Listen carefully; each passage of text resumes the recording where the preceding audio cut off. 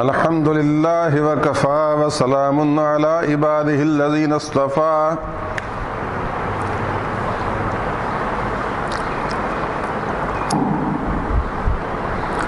الحمد لله وكفى وسلام على عباده الذين اصطفى خصوصا على سيدنا وسيد الأنبياء محمد النبي الأمي المصطفى وعلى آله وأصحابه أولي الصدق والصفاء والوفاء. أما بعد فقد قال الله تبارك وتعالى في القرآن المجيد والفرقان الحميد: أعوذ بالله من الشيطان الرجيم. بسم الله الرحمن الرحيم. أم يحسدون الناس على ما آتاهم الله من فضله. صدق الله مولانا العظيم وبلغنا رسوله النبي الكريم الأمين ونحن على ذلك لمن الشاهدين والشاكرين والحمد لله رب العالمين. عقیدت و احترام کے ساتھ حضرت سید الانام علیہ التحیۃ والسلام کی بارگاہ بے کس پناہ میں ہدیہ درود و سلام پیش کیجیے. الصلاۃ والسلام علیک وعلی آلک واصحابک یا رسول اللہ. الصلاۃ والسلام علیک وعلی آلک واصحابک یا حبیب اللہ.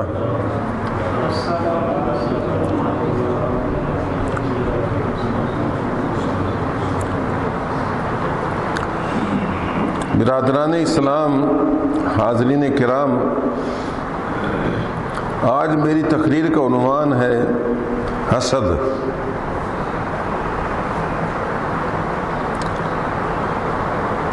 اس سے قبل جھوٹ کے عنوان پر میں چند تقاریر، چند خطابات آپ کے خدمت میں پیش کر چکا ہوں. تقریریں تو بڑا مشکل ہے کہ آپ کو یاد رہیں، کم از کم کچھ اس کا تاثر آپ کے دل میں مضبوطی سے جاگزیں ہو جانا چاہیے، جڑ پکڑ لینی چاہیے.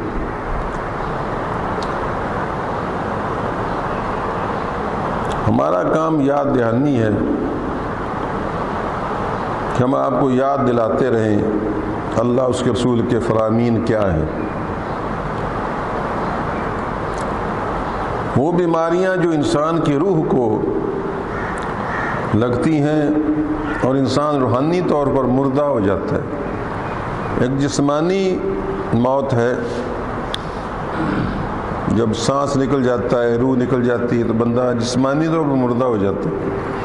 اس طرح ایک روحانی موت ہے. اس موت کے حوالے سے ہم میں سے اکثر مرے ہوئے ہیں، یعنی روح مردہ ہے. تو جن بیماریوں سے روح مردہ ہوتی ہے تیزی سے، جلدی سے، ان روحانی بیماریوں میں جہاں جھوٹ ہے وہاں ایک مرض حسد بھی ہے. اللہ تعالیٰ نے قرآن کریم میں حسد سے پناہ مانگنے کا ڈھب اپنے محبوب کو سکھایا. سرکار دو عالم صلی اللہ علیہ وسلم بھی حسد کا شکار تھے. خاص طور پر قریش میں تو اس بات کا حسد تھا کہ آمنہ کے در یتیم کو، عبداللہ کے در یتیم کو، جس پر سر کا باپ کا سایہ نہیں، ماں بھی فوت ہو چکی، کوئی اس کے پاس زمین نہیں، جائیداد نہیں، دولت نہیں، اس کے کوئی تجارتی قافلے نہیں آتے جاتے، بس بڑی مشکل سے کوئی ایک آدھ مرتبہ اس کو کسی نے اپنے قافلے کا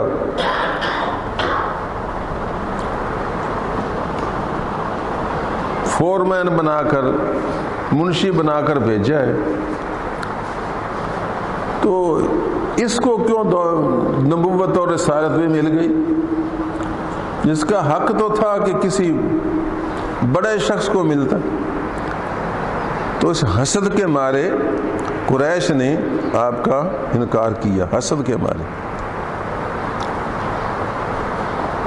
قرآن کریم میں اس کا ذکر آتا ہے، سورہ زخرف میں 25ویں پارے میں، وَقَالُوا لَوْلَا نُزِّلَ هَذَا الْقُرْآنُ عَلَى رَجُلٍ مِّنَ الْقَرْيَتَيْنِ عَظِيمٍ، اور وہ کافر بولے لولا نزل هذا القرآن، کیوں نہ یہ قرآن نازل کیا گیا، اگر کرنا ہی تھا اللہ کو، قرآن دینا ہی تھا، نبوت رسالت دینی تھی، تو لولا نزل هذا القرآن، کیوں نہ نازل کیا گیا یہ قرآن علی رجل من القریتین، ان دو شہروں کے کسی ایسے شخص پر جو عظیم ہوتا، وڈیرا ہوتا، کسی وڈیرے شخص پر، سردار بندے پر، دولت مند شخص پر، جائیداد والے پر، ڈھیر ساری اولاد والے پر۔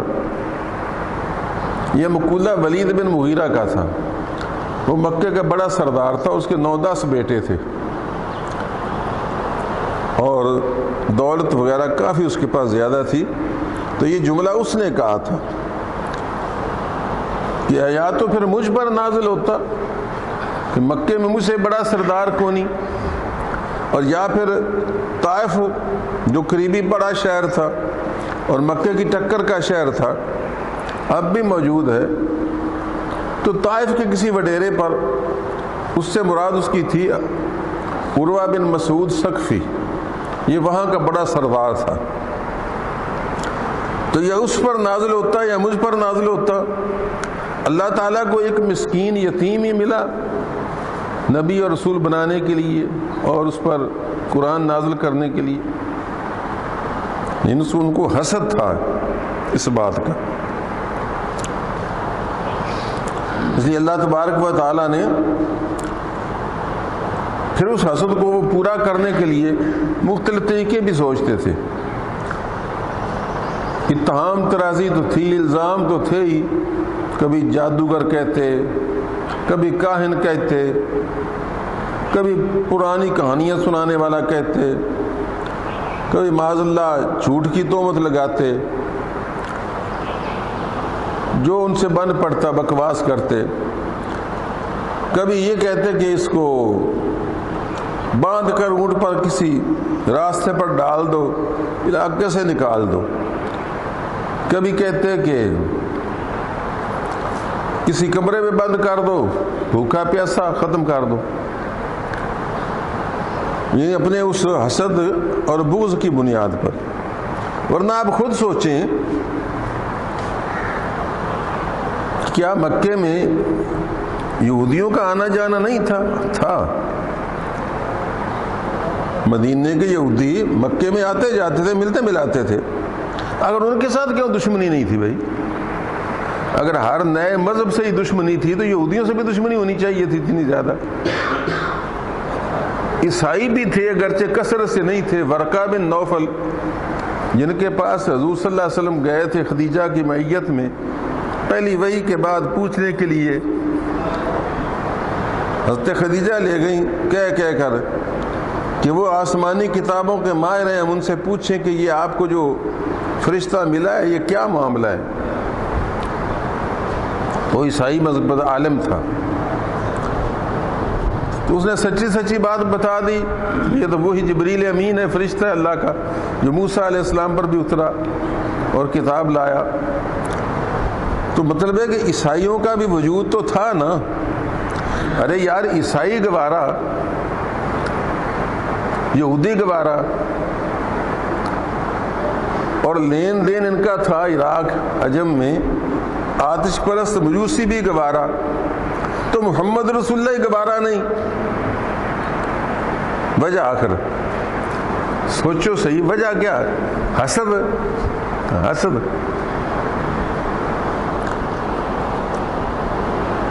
تو طرح طرح کے پروگرام بناتے، حتیٰ کہ اللہ تبارک و تعالیٰ نے ان کا ذکر کیا، کبھی کہتا ہے کہ فلانا بندہ جو ہے وہ نظر بڑی لگاتا ہے، اس کو بلاؤ، اس کو نظر لگا دے، بس وہ نظر اس کی پتھر چیر ہے، پتھر پھاڑ دیتی ہے۔ ہمارے یہاں بھی مشہور ہے کہ فلانے بندے کی نظر بڑی لگتی، تو ان میں اسپیشل بندے تھے ملک عرب میں کہ وہ نظر لگانے والا لاؤ جو بس دیکھے اور تو کام تمام کر دے۔ اللہ تبارک و تعالی نے قرآن کریم میں فرمایا وَإِن يَكَادُ الَّذِينَ كَفَرُوا لَيُزْلِقُونَكَ بِأَبْصَارِهِمْ، قریب ہے کہ کافر تجھ کو اپنی نظروں سے اچک لیں۔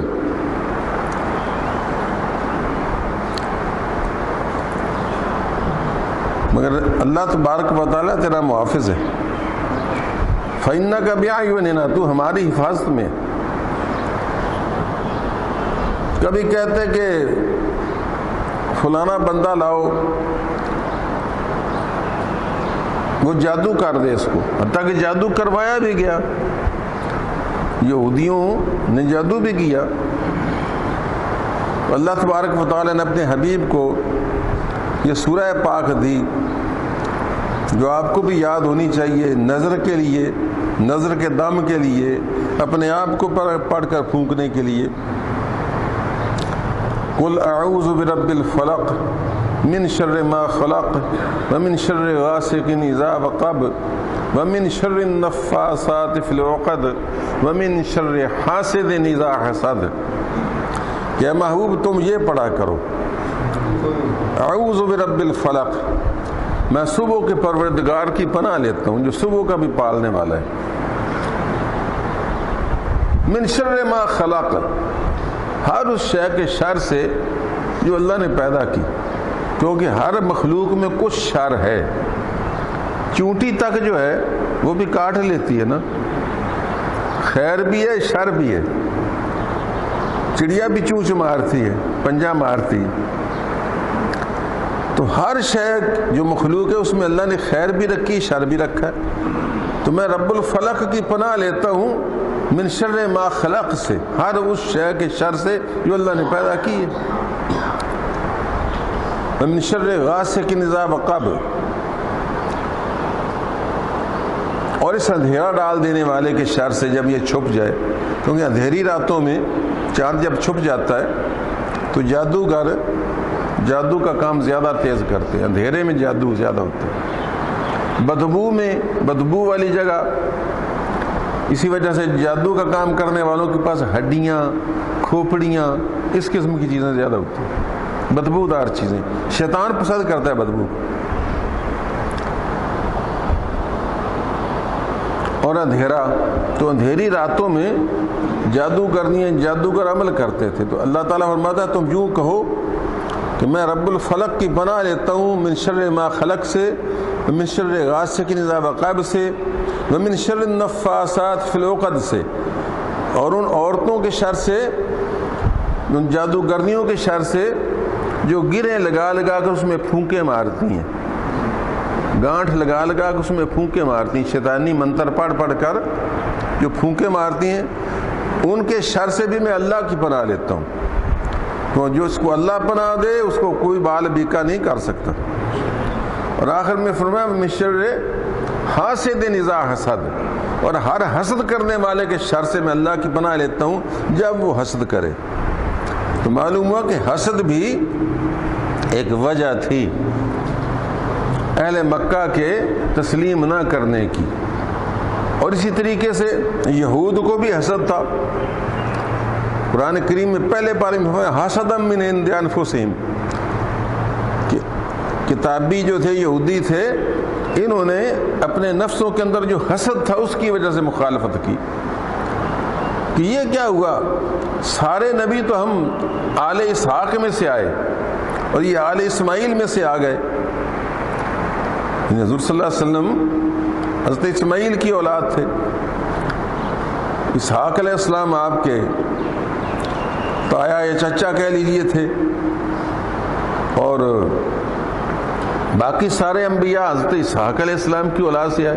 ان کو یہ حسد تھا کہ ہمارے چچیرے بھائیوں کے گھر میں نبوت اور رسالت کیوں چلی گئی، جس طرح آج کل بھی ہوتا ہے نا چچا زاد بھائیوں کے ساتھ حسد، ان میں بھی حسد تھا، حتیٰ کہ اللہ تبارک و تعالیٰ نے قرآن کریم میں فرمایا ام یحسدون الناس علی ما آتاہم اللہ من فضلہ، کیا یہ لوگ حسد کرتے ہیں، یہ کافر حسد کرتے ہیں اس بات پر کہ اللہ تعالیٰ نے اپنے فضل کے ساتھ ان کو بہت کچھ عطا فرمایا ہے؟ اہل ایمان کو اپنے فضل سے جو کچھ عطا فرمایا ہے اس پر یہ حسد کرتے ہیں۔ تو میرے دوستو، حسد بھی ایک روحانی مرض ہے جو بندے کو روحانی طور پر تباہ و برباد کر دیتا ہے۔ اس وجہ سے آج کی اس نشست میں میں چاہتا ہوں کہ آپ کو حسد کی کچھ برائی بیان کروں اور حسد کی کچھ ڈیفینیشن بھی بتاؤں کہ حسد کیا ہوتا ہے۔ تمنا زوال النعمت عن صاحبها، نعمت کے زوال کی تمنا نعمت والے سے۔ مثلا کسی کو اللہ نے حسن دیا ہے، اس کے دل میں یہ تمنا، یہ آرزو بیدار ہو کہ خدا کا اس کو بیماری ہو جائے کوئی اور اس کا چہرہ بگڑ جائے۔ دولت ہے تو یہ تمنا ہو کہ چور پڑ جائیں، ڈاکو لے جائیں، گھاٹا بڑھ جائے۔ منہ سے جائے نہ کہے، دل میں یہ آرزو اور تمنا ہو۔ ثبوت کیا؟ ثبوت یہ کہ جب نقصان سنے کسی مسلمان کا تو دل کو تسلی ہو تو سمجھ لو حسد ہے۔ دل کو تسلی ہو تو سمجھ لو یہ حسد کا مریض ہے۔ اور معذرت میں یہ بتانا چاہوں گا کہ آج یہ وقت ہے، میں دیکھتا رہتا ہوں، مشاہدہ کرتا ہوں، الحمدللہ تعالی مجھے اللہ کریم نے خاص الخاص قوت مشاہدہ دی ہے، اور آپ میرے سامنے احتیاط سے گزرا کریں۔ آپ کی ایک ایک بات پر نگاہ ہوتی ہے، اور اسی وجہ سے بعض اوقات میں سچی بات کہتا ہوں تو بہت سارے لوگوں کی زمین ناز پر شکن آتا ہے۔ بعض نے مجھے کہا ابھی کہ حافظ صاحب آپ بات تو سچی کرتے ہیں بس، لیکن ہم سے برداشت نہیں ہوتی، بات بعد میں ہم سوچتے ہیں تو بات تو آپ نے سچی کی ہوتی ہے۔ تو بات وجہ یہ ہے کہ میں دیکھتا ہوں، مثلا آپ کو پتہ چلے کہ آج ہمارے شہر میں جو فلانا لاکھ پتی آدمی ہے، کروڑ پتی آدمی ہے، اس کو ڈاکہ پڑ گیا ہے، تو آپ دیکھیں گے لوگ ہنس ہنس کر آپس میں باتیں کریں گے، لوگ آپس میں انجوائے کریں گے، یہ محسوس ہوگا یہ انجوائے کر رہے ہیں کہ اچھا کیسے پکڑا، کیا ہوا، اچھا یہ ہوا وہ ہوا، یعنی ان کے چہرے کا انداز، تعجب، تجسس، تبسم وہ بتائے گا کہ ان کو صدمہ نہیں ہوا بلکہ دلچسپی بڑی ہے کہ اچھا انہیں بھی بڑی کروپی پائی ہوئی سی، بڑے پیسے انہیں بنائے اسے، اچھا یہاں وہاں انہیں پکڑ لیا، یہ کیا وہ کیا، نہیں تو صاف پتہ چل رہا ہے کہ اندر حسد سے بھرا ہوا ہے۔ تو اگر دولت مند ہے کوئی، اس سے حسد، کسی کا عہدہ رتبہ اس سے حسد، کسی کے پاس علم کی دولت ہے اس سے حسد،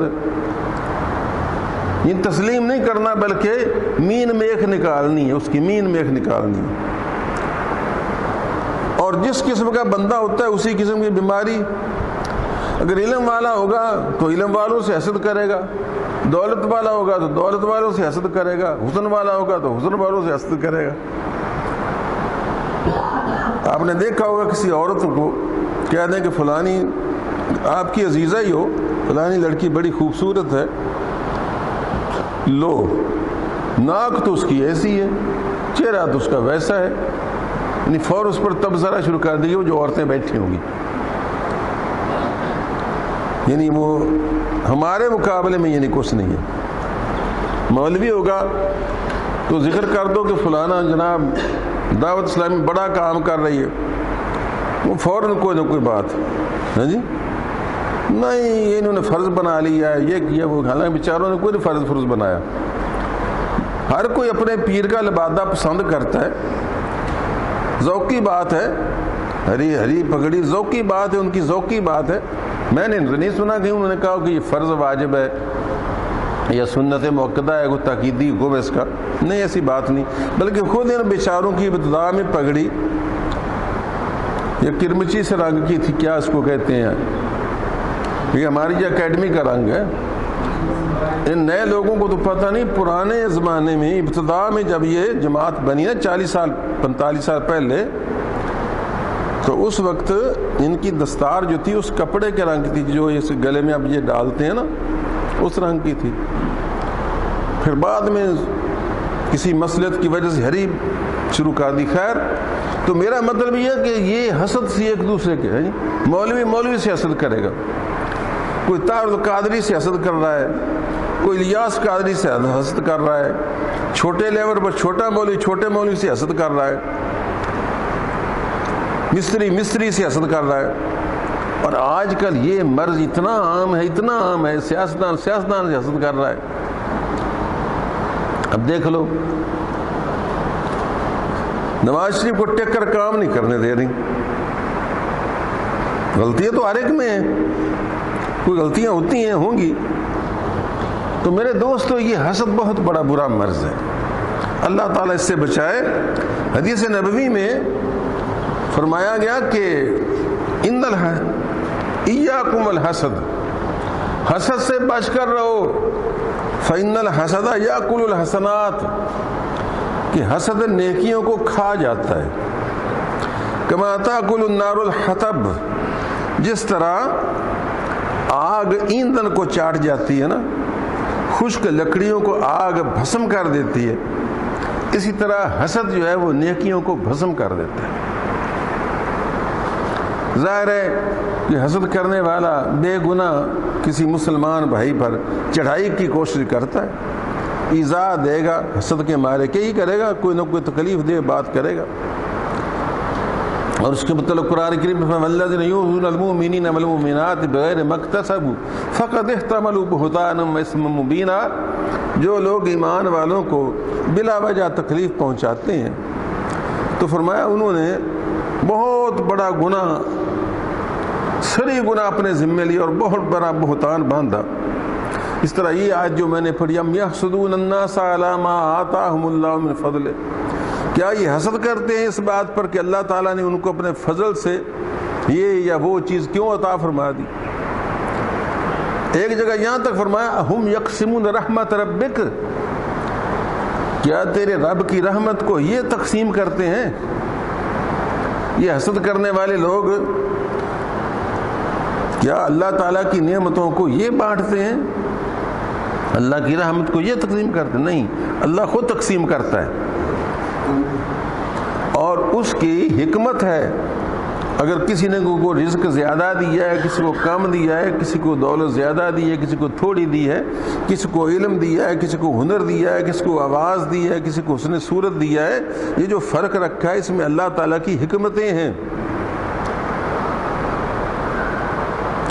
شاید آپ کہیں جی وہ کیا حکمتیں ہیں، تو اس کی حکمتوں کو میں واضح کر دیتا ہوں۔ فرمایا اہم یقسمون رحمت ربک نحن قسمنا بینہم معیشتہم فی الحیات الدنیا، ہم نے ان کی معیشت کو، ہم نے ان کی روزی کو، رزق کو ہم نے تقسیم کیا ہے دنیا کی زندگی میں۔ کسی کو زیادہ دیے، کسی کو تھوڑی دی ہے، کسی کو ہنر دیا ہے، کسی کو علم دیا ہے، کسی کو دولت دی ہے، کسی کو جسم کی طاقت دی ہے۔ کیوں کیا مولا ایسا؟ فرمایا وَرَفَعْنَا بَعْضَهُمْ فَوْقَ بَعْضٍ درجات، ہم نے بعض کو بعض پر درجوں کے لحاظ سے فضیلت دی ہے، لِيَتَّخِذَ بَعْضُهُمْ بَعْضًا سُخْرِيًّا، تاکہ ایک دوسرے سے تم کام لے سکو، ایک دوسرے سے کام اور بیگار لے سکو۔ مطلب بھی اگر غریب بندے کے پاس بھی پیسے ہوں برابر جتنے امیر کے پاس ہیں، مثلا میرے پاس جتنے پیسے ہیں اتنے پیسے اس خالد نامی مزدور کے پاس جو میرے سامنے بیٹھا ہے، اس کو کیا ضرورت ہے آ کر اکیڈمی میں جناب مالی کا کام کرے؟ کیوں جی؟ اور آپ سب کے پاس یکساں دولت ہو تو آپ کو کیا ضرورت ہے کہ آپ جناب الیکٹریشین کا کام کریں؟ آپ کو کیا ضرورت ہے کہ آپ اس کا موبائل درست کریں؟ آپ کو کیا ضرورت پڑی ہے جناب کہ آپ اس کو کپڑے سی کر دیں؟ معلوم ہوا یہ جو نشیب و فراز ہے کہ تم اس کے ہنر کے محتاج ہو، وہ تمہاری دولت کا محتاج ہے۔ تم دولت دیتے ہو اور طاقت لیتے ہو، اس وجہ سے کوئی کسی پر احسان نہ دھرے۔ تم بے جان سکے دیتے ہو مزدور کو، وہ اپنی جسم و جان کی توانائی دیتا ہے، وہ اپنا خون پسینہ بہاتا ہے تمہارے نام پر، تمہاری راہ پر۔ تو سچ پوچھو تو احسان اس کا زیادہ ہے، کیوں جی؟ بے جان سکے دینے والے کا احسان زیادہ ہے، یا جو اپنے جسم کے خون نچوڑ کر اور اپنے جسم کے قطرے پسینے کے بہا کر دے رہا ہے، احسان اس کا زیادہ ہے۔ خود انصاف کر لو۔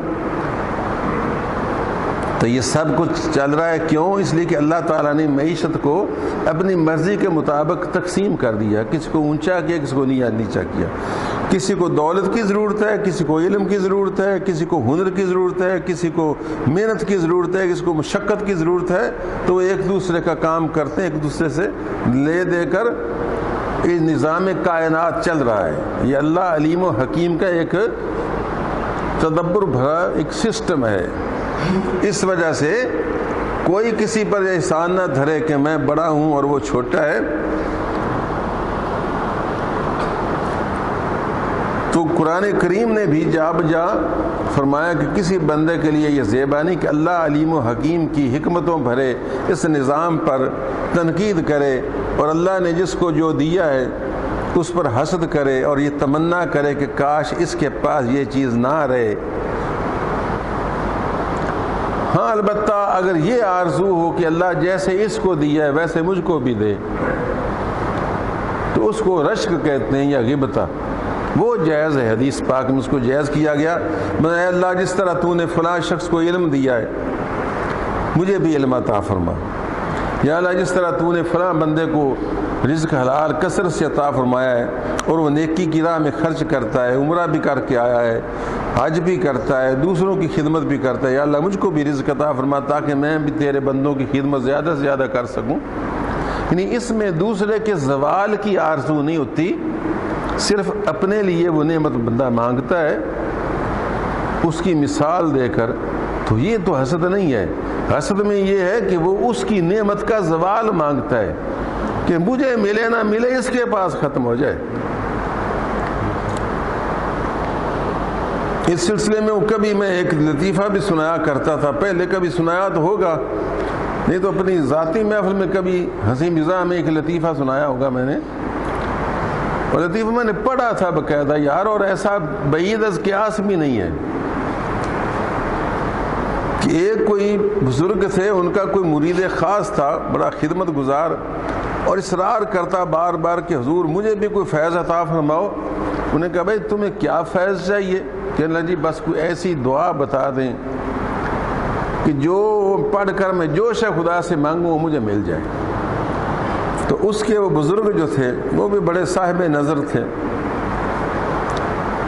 اور اس کی اصلاح چاہتے تھے۔ فرمایا پھر یہ بات ہے کہ ایک شرط ہے، دعا تو میں سکھا دیتا ہوں مگر تو جو خدا سے مانگے گا نا تجھ کو مل جائے گا، لیکن تیرے شریکوں کو دگنا ملے گا۔ دعا تو کرے گا چیز تجھے ملے گی، لیکن تیرے جو شریک ہیں نا ان کو دگنا ملے گا۔ منظور ہے تو کر لو۔ پہلے تو کچھ دیر سوچتا رہا، غور و خوض کرتا رہا، اور آخر مجبوراً مان گیا کہ چلو بھائی کوئی بات نہیں، ٹھیک ہے۔ اب بات کو لمبا کیا کروں، وہ دعا پڑھتا اور کہتا ہے اللہ مجھ کو ایک مکان دے، تو جو اس کے شریک تھے ان کے دو ہو جاتے۔ اے اللہ زمین دے، اس کا 1 ایکڑ ہوتا ہے، ان کے 2 ایکڑ مل جاتے ان کو۔ 2-4 چیزیں تو اس نے اس طرح برداشت کی کہ اے اللہ مجھ کو بیوی دے، ان کی 2 بیویاں ہو گئیں۔ اولاد دے، ان کی 2 خیر ایک رات بڑا فکر مند رہا کہ تو مارا گیا، میں حسد تھا نا، حسد مارا گیا میں، تو یار یہ کیا دعا میں مانگوں اور ڈبل فائدہ وہ اٹھائیں۔ سوچ کر اب شیطان نے اس کو وحی کی، وَإِنَّ الشَّيَاطِينَ لَيُوحُونَ إِلَىٰ أَوْلِيَائِهِمْ، شیطان بھی اپنے دوستوں کو وحی کرتے ہیں تو شیطان نے اس کو ایک عجیب قسم کی سکیم سمجھائی جو آپ بھی سن کر حیران ہوں گے. سوچتا رہا آخر اچھا ٹھیک ہے اب سمجھ آیا تو اب میں کر لیتا ہوں انتظام. دعا کی یا اللہ میرا بیٹا فوت ہو جائے، ان کے دونوں ہی فوت ہو گئے. ہاں جی. پھر دعا کی یا اللہ میرا مکان ڈھہ جائے، ان کے دونوں ڈھہ گئے. الٹا ہی نہیں، منفی شروع کر دیا. اب کہنے یا اللہ میری آنکھ بہہ جائے، دونوں ہی بیٹھ گئی. ان کی دونوں بیٹھ گئی. یا اللہ میرے دروازے پر ایک کنواں کھود جائے، ان کے دو کھود گئے. وہ بیچارے صبح کو نکلے سویرے، رات اندھے بھی تو چکے تھے، دروازے پر دو کنویں بھی کھدے ہوئے تھے. یہ تو ایک آنکھ بند کر کے نا دیکھ دکھا کر ایک کنویں سے سائڈ سے نکل گیا، اور وہ بیچارے گھڑپ کر کے اندر جا پڑے. اب یہ کنارے پر کھڑا ہی کہ آنکھ سے دیکھ رہا اور کہہ رہا ہوں لے لے سواد. آیا نہیں مزہ؟ یہ ہے حسد. بظاہر آپ سمجھیں گے کہ میں نے آپ کو لطیفہ سنایا، لیکن سچ یہ ہے کہ انسان کا حال ایسا ہی ہے. آپ دیکھ رہے ہیں زمیندار سے، سیاستدان سے اپنے آپ کو پھانسی چڑھا لیتا ہے، لیکن کہتا ہے اس کو پھانسی چڑھا کر سنو، اس کو نہیں میں نے کھانے دینا. بلکہ بڑے عجیب محاورے نے، اسی دا قسمت دا کھٹیا کھاواں گے کنگی بھی مزہ چکھ لوے. ہاں تو یہ ساری باتیں حسد اور بغض اور کینے کو ظاہر کرتی ہیں. اللہ کے بندو، مسلمانوں بھائی بن جاؤ. سرکار دو عالم فرماتے ہیں لا تباغضوا ولا تحاسدوا ولا تنافسوا وکونوا عباد اللہ اخوانا. اے اللہ کے بندو، نہ آپس میں بغض کرو، نہ ایک دوسرے کے ساتھ حسد کرو، نہ ایک دوسرے کے ساتھ لگ بازی کرو، اور اللہ کے بندو آپس میں بھائی بن جاؤ. جس طرح بھائی کا خیر خواہ ہوتا ہے، اس طرح ہمیشہ ایک دوسرے کی خیر خواہی کرو. اور یہ بھی تو اچھے بھائیوں کی بات کر رہا ہوں میں، جو مومنین ہوتے ہیں، ورنہ آج کل تو بھائی بھی بھائی کا دشمن ہے. تو میرے دوستو، یہ حسد بہت بری ایک بیماری ہے، اس سے بچنے کی کوشش کرنی چاہیے. تو جو حدیث میں نے ابھی پڑھائی نا، پڑھ کر سنائی، اس کو صاحب کتاب نے بڑی وضاحت سے لکھا. آپ فرماتے ہیں لا تباغضوا ولا تحاسدوا ولا تدابروا ولا تقاطعوا وكونوا عباد اللہ اخوانا لا يحل لمسلم ان يهجر اخاه فوق ثلاث. نہ آپس میں بغض کرو، نہ حسد کرو، نہ ایک دوسرے کی پیٹھ پیچھے برائی کرو، یہ یعنی ولا تقاطعوا، اور نہ قطع رحمی کرو، بائی کاٹ. وکونوا عباد اللہ اخوانا، اللہ کے بندو بھائی بن جاؤ. کسی مسلمان کی حلال نہیں ہے کہ کسی بھائی کے ساتھ 3 دن سے زیادہ قطع تعلق رکھے. تو حسد کی مذمت میں قرآن کریم کی آیات بھی ہیں اور سرکار دو عالم صلی اللہ علیہ وسلم کی احادیث مبارکہ بھی ہیں، اور صالحین کے قول بھی ہیں. حضرت امیر معاویہ رضی اللہ تعالیٰ عنہ کا یہ قول ہے کہ حسد والی برائی جو ہے وہ محسود سے پہلے حسد کو قتل کر دیتی ہے. جس سے حسد کیا جا رہا ہو اس کو نقصان تو بعد میں پہنچے گا، اس سے پہلے حسد کرنے والے کا اپنا نقصان ہو جاتا ہے. سمجھے؟ محسود سے پہلے حسد کو حسد قتل کر دیتے. امام ابن سیرین فرماتے ہیں کہ میں نے دنیا کے معاملے میں کسی سے حسد نہیں کیا، دنیا کے معاملے میں. کیوں کہ اگر وہ آدمی جنتی ہے تو میں اس کی دنیا کے بارے میں کیوں حسد کروں، کیونکہ دنیا جنت کے مقابلے میں بالکل حقیر ہے. اور اگر وہ آدمی جہنمی ہے تو میں کیوں حسد کروں، کیونکہ دنیا سے زیادہ خطرناک جہنم ہے جہاں وہ ڈالا جائے گا. تو مجھے اس کے لیے برا چاہنے کی کیا ضرورت ہے، تو خود ہی برائی کی طرف جا رہا ہے، نقصان کی طرف جا رہا ہے. یعنی دونوں صورتوں میں حسد مناسب نہیں. مثلا اگر وہ جنتی نہیں سمجھے، آپ کو یہ بات بڑی معنی خیز ہے، فرماتے ہیں امام ابن سیرین یہ تابعی ہوئے ہیں اور امام حسن بصری کے ہم اثر تھے، ہم زمانہ تھے۔ امام ابن سیرین بڑے تعبیر خواب کے بڑے ماہر تھے، اور محدثین میں آپ کا ذکر ہے۔ تعبیر خواب وہ علم ہے جو حضرت یوسف علیہ السلام کا خاص الخاص علم ہے۔ امام ابن سیرین نے ایسے ایسے تعبیریں کی ہیں کہ کیا بات بتاؤں، وہ ایک علیحدہ مضمون ہے۔ تو امام ابن سیرین کہتے ہیں کہ میں نے کبھی کسی سے حسد کیوں نہیں کیا کہ دو صورتیں ہیں جس سے حسد میں کر رہا ہوں، یا تو وہ جنتی ہے، تو جو جنتی ہے جب وہ جنت کی بازی جیت جائے گا تو یہ دنیا کے رپاؤں کی خاطر حسد کیا کرنا، وہ تو بہت بڑی چیز لے گیا۔ فرض کو ایک جنتی آدمی کروڑ پتی، تو اس کروڑ کی کیا حیثیت، وہ تو یار جنت لے گیا، اس سے بڑی چیز لے گیا، تو میں اس پر کیا حسد کروں۔ اور اگر وہ جہنمی ہے تو دنیا کا کروڑ پتی ہونا کس کام کا، کہ وہ تو بہت بڑے خطرناک راستے کی طرف جا رہا ہے۔ دونوں صورتوں میں حسد کسی بھی کام کا نہیں۔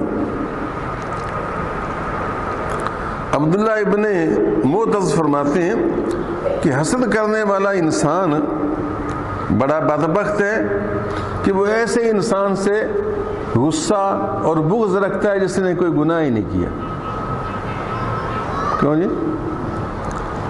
ایک شخص بیچارہ کوئی ہے شہر میں، وہ دولت مند ہے یا علم والا ہے، یا اس کے بیٹے ہیں 6 نوجوان، ایک بیٹے ہیں، اور ایک بندہ اسے حسد کر رہا ہے، کیوں؟ کوئی اس کا گناہ ہی نہیں۔ تو یہ کتنی زیادتی ہے کہ ایک بندہ جس نے اس کا کوئی نقصان ہی نہیں کیا، یہ اس کے ساتھ حسد کر رہا ہے کہ یہ اس کو نقصان پہنچے، اس کے بیٹے مر جائیں، اس کی دولت چھن جائے، اس کی ایسی کمینگی، توبہ میری اللہ، ایسی کمینگی۔ بھائی جس کو کوئی نقصان پہنچا ہے اس کے وہ بندہ بدلہ لیتا ہے، لیکن اس بیچارے نے اس کو نقصان ہی نہیں پہنچا، یہ اسے حسد کیے جا رہا ہے۔ فرماتے ہیں حسد کرنے والا پھر ایسی چیز کے بارے میں بخیلی کر رہا ہے جس کا وہ مالک ہی نہیں۔ یہ بھی فکر امانی خیز ہے۔ مثلا آپ دولت مند سے کوئی حسد کر رہا ہے، تو کیا دولت آپ عطا کرتے ہیں یا کوئی اور عطا کرتا ہے؟ اللہ عطا کرتا ہے۔ تو آپ تو مالک نہیں، اگر آپ کے ہاتھ میں ہوتا تو چلو نہ دیتے، تو آپ کے تو ہاتھ میں ہی کوئی نہیں ہے، تو دینے والا کوئی، لینے والا کوئی، تو خام خواہ تکلیف میں مبتلا ہو۔ اتنی بے وقوفی اور حماقت۔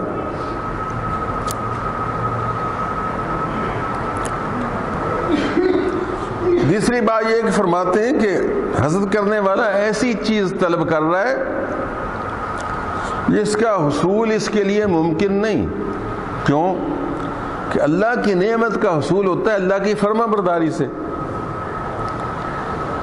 اور یہ کہتا ہے کہ میں یہ چونکہ میں چاہتا ہوں یہ تباہ ہو جائے لہٰذا یہ تباہ ہو جائے، تو اللہ کی نافرمانی کر رہا ہے۔ تو اس کو تو چاہیے تھا اللہ کی فرما برداری کرتا تاکہ اللہ تعالیٰ وہ نعمت شاید اس کو بھی عطا فرما دیتا۔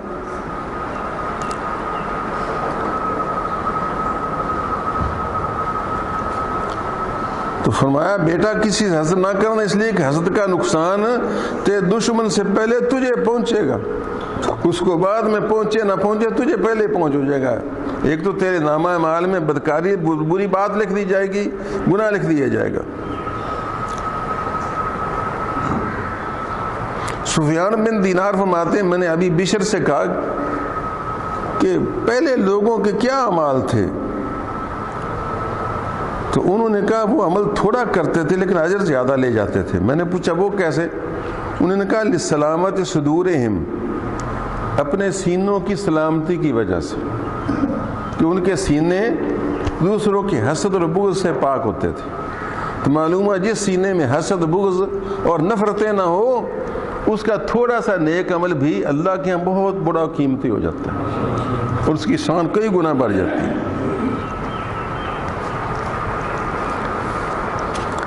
اور ایک لحاظ سے پوچھو نا تو یار حسد سب سے پہلا گناہ ہے جو مخلوقات میں شروع ہوا۔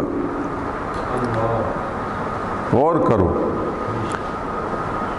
جب اللہ تعالیٰ نے آدم علیہ السلام کو پیدا کرنے کا ارادہ فرمایا تو کیا کہا تھا؟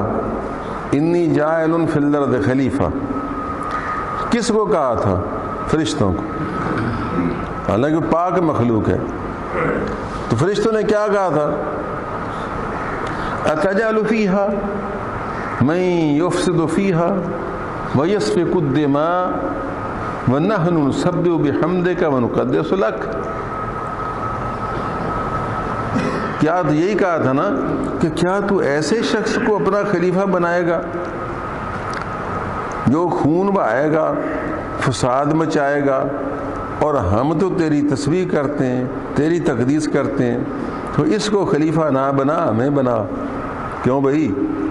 سوچو نا، ترجمہ نکال لو. ترجمہ اس کا کیا بنتا ہے کہ یہ تو فساد مچائے گا، یہ تو خون بہائے گا، اور ہم تسبیح کرتے ہیں، تیری تقدیس کرتے ہیں. تو مفہوم کیا ہوا کہ وی ڈیزرو، ہم حقدار ہیں. اللہ تعالیٰ نے فرمایا انی اعلم ما لا تعلمون، جو میں جانتا ہوں تم نہیں جانتے ہو. فرشتے تو پاک معصوم مخلوق تھے، بات تو منہ سے نکل گئی لیکن سر تسلیم خم کر دیا. مگر ان میں ایک ایسا بھی شخص تھا جو آگ کا بنا ہوا تھا، اور عبادت کی کثرت کی وجہ سے فرشتوں میں مل جل کر رہتا تھا. شان فرشتوں والی پا چکا تھا آگ کا بنا ہوا. خاک والا بھی فرشتوں سے آگے نکل جاتا ہے. خاک والا بھی اگر محنت کرے تو فرشتوں سے آگے نکل جاتا ہے، جو خاک سے بنا ہے. تو یہ آگ سے بنا تھا اور محنت کر کے عبادت ریاضت کر کے فرشتوں میں شامل ہو گیا ہوا تھا. تو اس کے اندر ابھی چونکہ وہ سرکشی آگ والی تھی نا، تو فرشتے تو سر تسلیم خم کر گئے، لیکن یہ اس نے نہیں کیا. اس نے کیا کیا کچھ نہیں کیا. اب میں اس کی تفصیل کیا بتاؤں، شاید آپ کو پتہ ہو یا نا. سب سے پہلے تو یہ آدم علیہ السلام کے پتلے کے تنہائی میں آتا، دائیں سے دیکھ، بائیں سے دیکھ، آگے سے دیکھ، پیچھے سے دیکھ، حتیٰ کہ ایک دن اس حسد کے مارے نے کیا کیا، آدم علیہ السلام کے پتلے پر تھوک دیا. شاید آپ نے سنا ہی ہوگا، تھوک دیا تھا، اور وہ تھوک اس کی یہاں پڑی حضرت کے پیٹ پر. حاسد بھی کیا کرتا ہے، اور تھوکتا ہی ہے نا. اور آپ جانتے ہیں چاند کا تھوکا منہ پر ہی آتا ہے. تو اس نے تھوک دیا. یہ حسد کی نشانی تھی. تو معلوم ہے جو حسد کرتا ہے اور کسی بے گناہ کے خلاف بکواس اور باک جھک جھک کرتا ہے اور پراپیگنڈا کرتا ہے، تو وہ شیطانی عمل کرتا ہے، تھوکنے کی کوشش کرتا ہے، اور اس کے منہ پر آئے گا، اس کو وبال پہنچے گا. وہ تو خیر اللہ تعالیٰ کو جو جام پسند معلوم تھا. عرض کیا فرشتہ نے مولا کریم اس بدبخت نے آدم کے پتلے پر تھوک دیا. فرمایا کوئی بات نہیں، اس میں بھی ہماری حکمتیں چھپی ہوئی ہیں، یہاں سے تم نا مٹی نکال لو. تو یہ نہیں روگ ماریا جی میں کس نے بچوں. آدم صاحب کا پتلا بھی تو 60 گز کا تھا نا. تو کھینچی مٹی وہاں سے جہاں تھوک تھا. عرض کیا مولا اس کو کیا فرمایا، اس کا کتا بنا دو. اس مٹی کا، آدم کی ناف کی جو مٹی تھی نا جس پر تھوکا تھا شیطان نے، اس کو کھینچو، نکال لو جہاں جہاں تھوک ہے یہ حصہ، اور اس کا کتا بنا دو. چلو اللہ کے امر سے وہ تو کتا بن گیا، اور یہاں ہمارے وہ ناف والا نشان بن گیا. اللہ تعالیٰ نے یہ ناف بنوا دی ہماری. اور کتا جو تھا اس میں چونکہ مٹی آدم کی تھی اور تھوک شیطان کی تھی، ٹھیک ہے. تو آدم کی چونکہ مٹی تھی اس وجہ سے بندے کے ساتھ مانوس بڑا ہو جاتا ہے.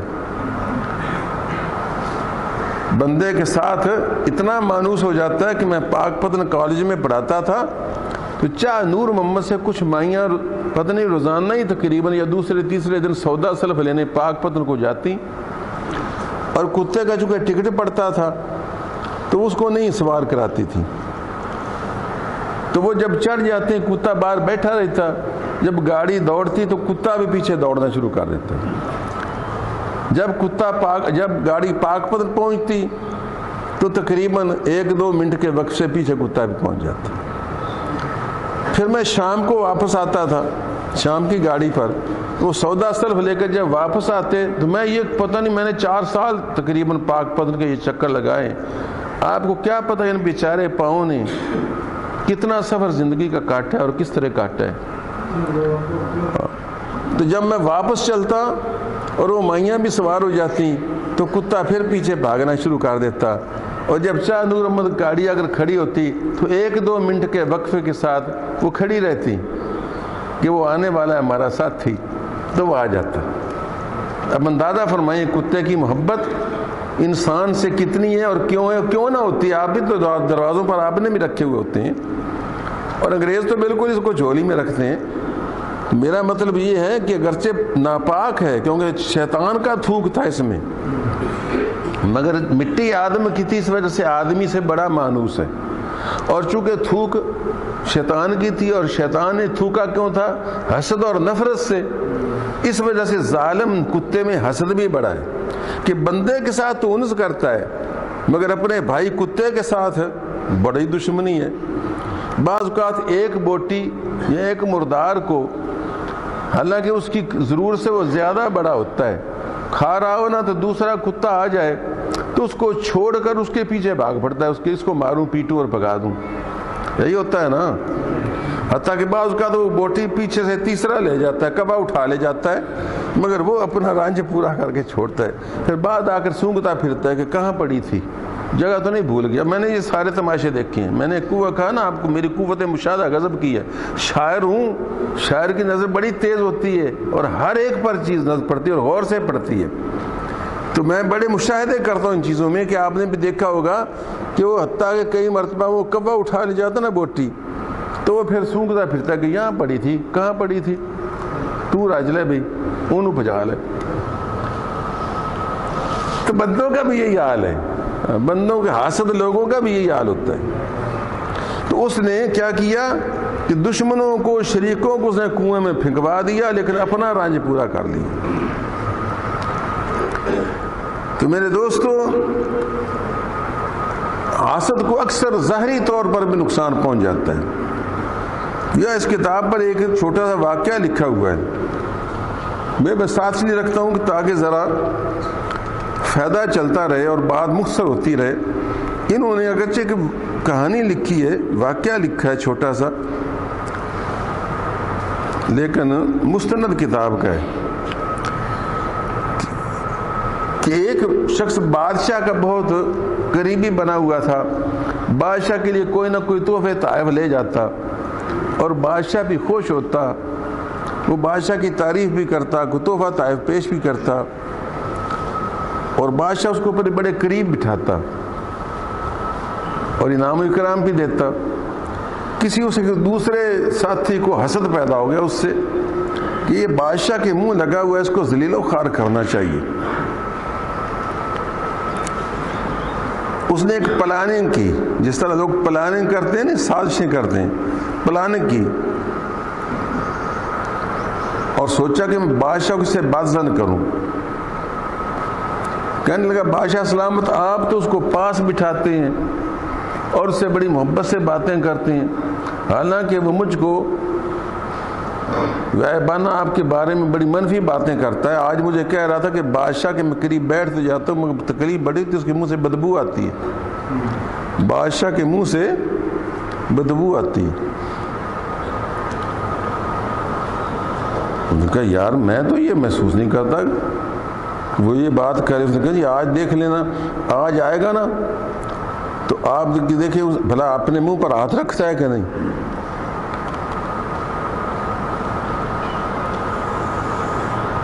اچھا ٹھیک ہے, میں دیکھوں گا, دھیان کروں گا. اب اس نے کیا کیا, اس کو بہانے سے دعوت پر بلا اپنے گھر اور اس کو جناب کچا تھوم کھلا دیا, کچے پیاز کھلا دیے,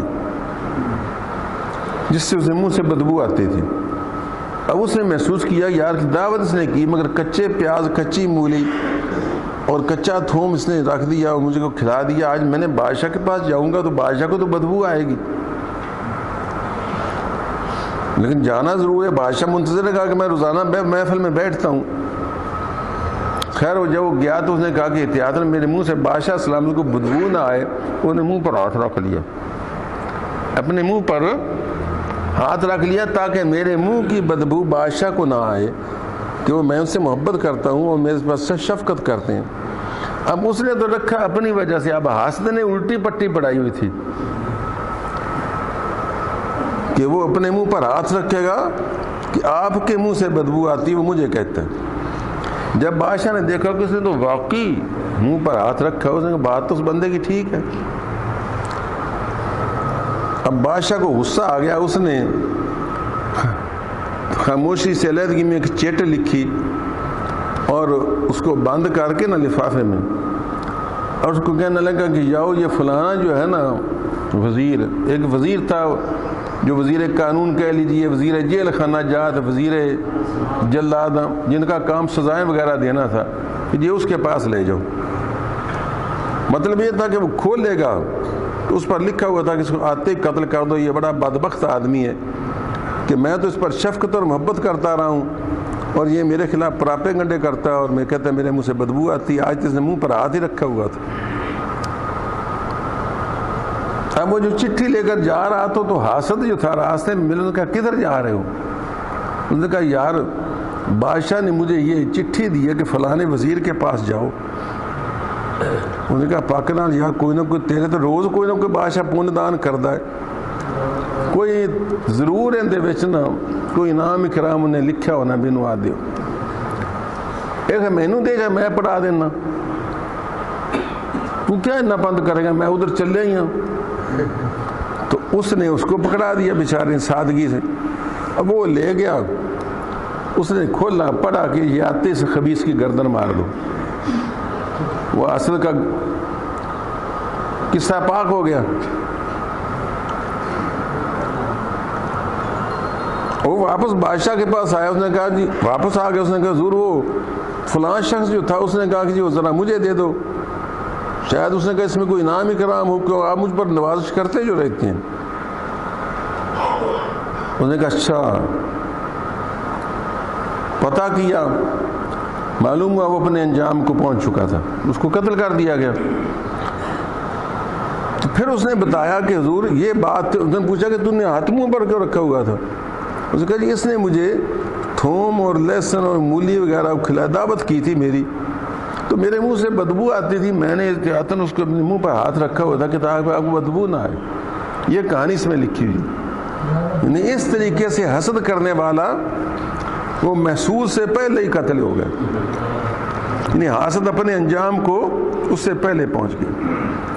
اس لیے مشہور ہے شعر, حاسد حسد کی آگ میں خود ہی جلا کرے, وہ شمع کیا بجھے جسے روشن خدا کرے.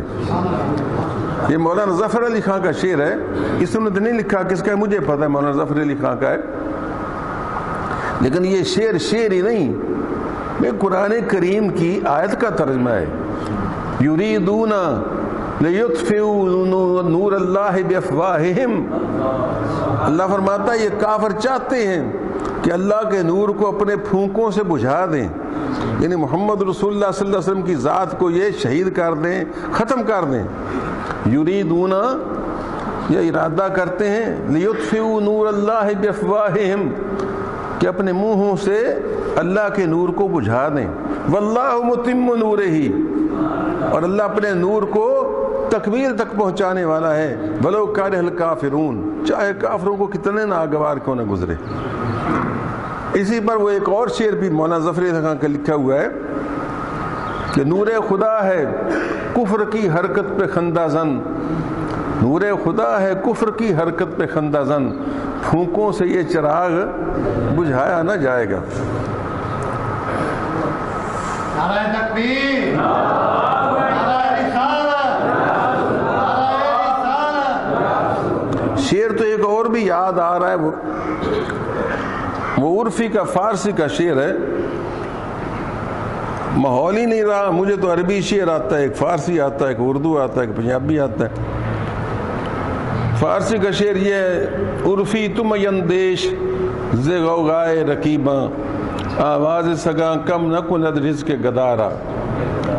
اے عرفی تو حاسدوں کے شور و غوغا سے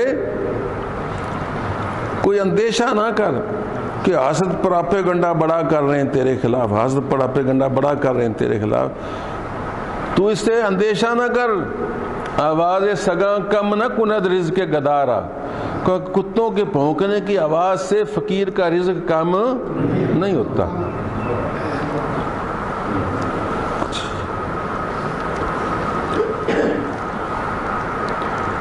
اور عربی شعر ہیں، اصبر علی غیظ الحسودی فإن صبرک قاتلہ فالنار تاکل بعضها اذا لم تجد ما تاکلہ، حاسدوں کے غیظ و غضب پر صبر کر، کیونکہ تیرا صبر کرنا ہی ان کو قتل کر دے گا، تیرا صبر ان کو ختم کر دے گا۔ کیونکہ آگ جب اس کو ایندھن نہ ملے، آگ کو جب ایندھن نہ ملے تو وہ اپنے ایک دوسرے کو ہی کھا جاتی ہے۔ مطلب کیا؟ آگ میں اگر ایندھن ڈالتے رہیں گے تو آگ بھڑکتی رہے گی، اور جب ایندھن ختم ہو جاتا ہے تو آگ ایک دوسرے کو کھا کر نہ آہستہ آہستہ راکھ کر دیتی ہے۔ نہیں سمجھے آپ؟ آگ آگ کو کھا جاتی ہے اور آخر انجام کیا ہوتا ہے؟ سوا ہو جاتی۔ تو مطلب یہ ہے کہ جو حسد کرتا ہے نا، اس کا حسد خود اس کو ہی آخر لے ڈوبے گا۔ تو اس بات تک میں نے پہنچایا، اور یہ انشاءاللہ تقریر میں آپ تو آگے تک پہنچاتا رہوں گا۔ ابھی میں نے حسد کے اسباب بتانے کہ یہ حسد کے اسباب کیا، کیوں حسد پیدا ہوتا ہے، پھر حکماء کے اقوال۔ میں نے آپ کے لیے بہت کچھ اچھا چن کر لاتا ہوں، کیونکہ آج کل تقریریں اس طرح کی کرنی چھوڑ دی ہیں لوگوں نے، علماء نے، اور آپ لوگ دین باقاعدہ حاصل نہیں کرتے۔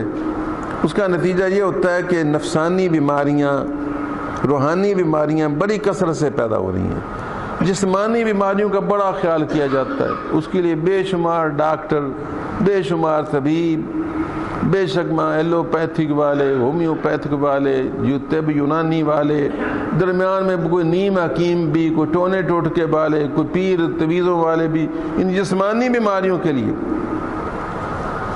اللہ کی قسم کھا کر کہتا ہوں، آج تک میرے پاس بیٹے کا تعویذ لینے والے آتے ہیں، بیماریوں کا تعویذ لینے والے آتے ہیں، بچہ روتا ہے تعویذ لیتے آتے ہیں، ہاں جی یہ ہوتا ہے وہ ہوتا ہے۔ آج تک میرے پاس کوئی نہیں آیا کہ حافظ صاحب کوئی تعویذ دے دیں۔ میرے دل میں حسد پیدا ہوتا ہے، میرے دل میں غصہ بڑا آتا ہے، کوئی تعویذ دینے سے غصہ کم ہو جائے، یا کوئی آیا ہو کہ یہ حافظ صاحب مجھ سے جھوٹ بولا جاتا ہے، کوئی اللہ اللہ بتائیں جسے جھوٹ کی عادت چھوٹ جائے۔ عمر بیت گئی، 70 سال ہو گئے، کوئی کسی کو احساس نہیں۔ حالانکہ روحانی موت انہی بیماریوں سے واقع ہوتی ہے، یعنی روح مردہ ہو جاتی ہے۔ روح کے مردہ ہونے کی علامت کیا ہے؟ وہی جو نظر آتی ہے کہ نیکی میں جی نہیں لگتا۔ نیکی آپ نے دیکھنا ہو کہ میں روحانی طور پر مرا ہوا ہوں کہ زندہ ہوں، جاننا چاہتے ہو؟ بولو، جاننا چاہتے ہو کہ ہم روحانی طور پر مرے ہوئے ہیں کہ زندہ ہیں؟ جاننا چاہتے ہو تو اس کی نشانی یہ ہے، اگر آپ کا دل مسجد میں زیادہ لگے، تلاوت میں زیادہ لگے، خدمت خلق میں زیادہ لگے، مفاد کے لیے خدمت خلق نہیں، اس کو خدمت خلق نہیں کہتے کہ پیسے لے کر تلاوت کی جائے یا پیسے لے کر کوئی کام کیا جائے، یعنی خدمت خلق جو اللہ کی رضا کے لیے کی جائے، سمجھے ہو نا؟ تو خدمت خلق سے، تلاوت سے، عبادت سے جی چرائے، جلدی ختم کر، چلیے چلیے چلیے چلیے، کافی ہو گیا، ذکر الہی سے دل بھاگے، سمجھ لو کہ روح بیمار ہے۔ اور اگر بالکل ہی وڈا جی کردہ ہی نہیں مسیتے آمن تو سمجھ بالکل مر چکی۔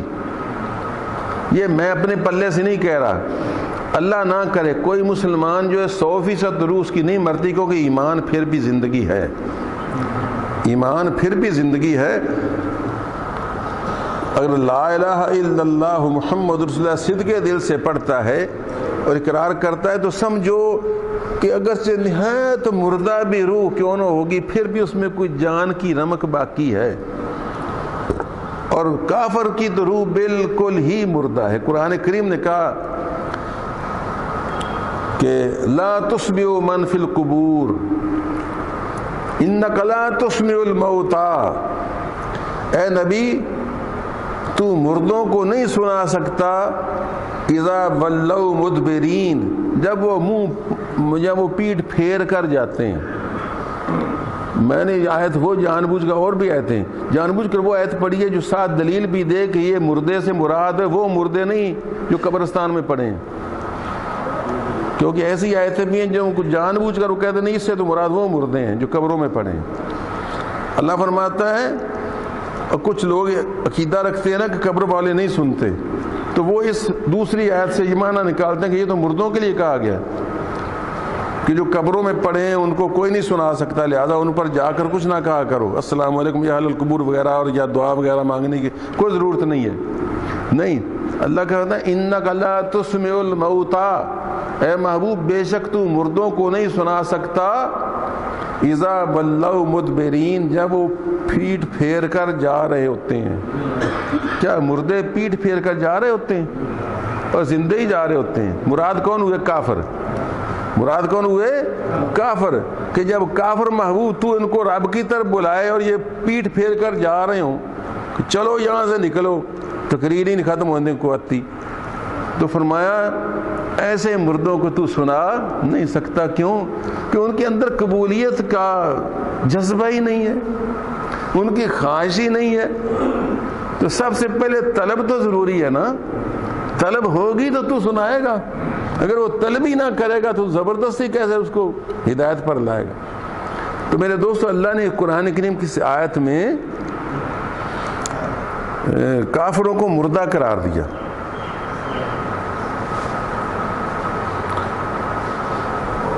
معلومہ کافر تو بالکل ہی مردہ ہے۔